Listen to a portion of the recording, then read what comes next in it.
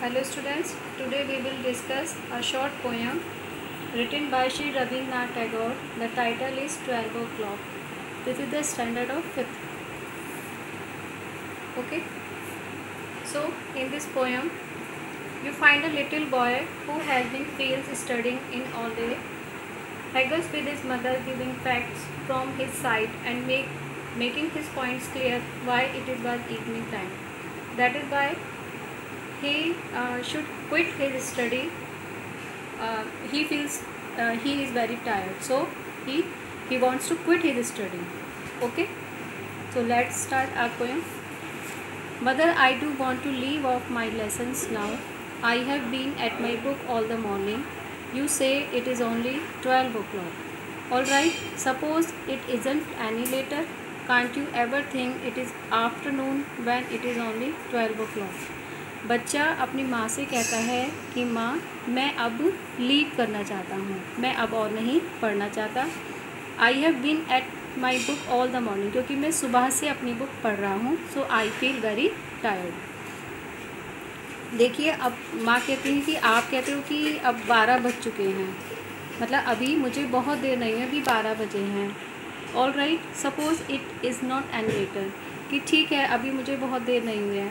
But अब यहाँ पर बच्चा अपनी माँ को ये एक्सक्यूज़ देता है कि अब किस तरह से 12 बजने के बाद, क्योंकि अब दोपहर के 12 बजे हैं, लेकिन बच्चा अपने एक्सक्यूज़ के द्वारा माँ को मनाने की कोशिश करता है कि अब इवनिंग टाइम हो गया है.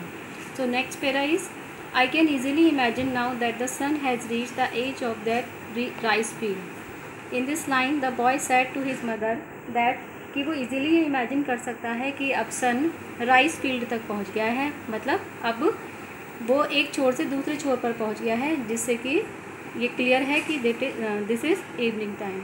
And the old fisher women is gathering greens for her supper by the side of the pond.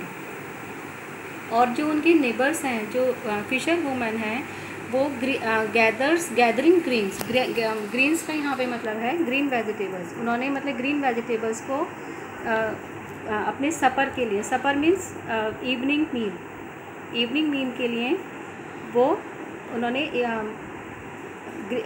सब्जियों को इकट्ठा करना शुरू किया है, या वो मील की तैयारी में लग गई हैं. I can just shut my eyes and think that the shadows are growing darker under the madar tree. और मैं जब अपनी आंखें बंद करता हूँ तो मैं ये और सोचता हूँ, तब मुझे लगता है कि मेरा शेडो जो कि मदार ट्रीज़ हैं उनसे भी बड़ा और डार्क हो गया है. So it is evening time. And the water in the pond looks shiny black. और जो पॉन्ड का वाटर है वो भी शाइनी ब्लैक हो गया है. So it is also evening time.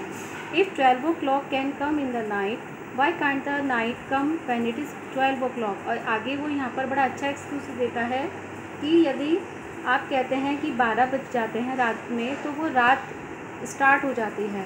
तो यदि दिन में 12 बजते हैं तब वो रात क्यों नहीं स्टार्ट होती.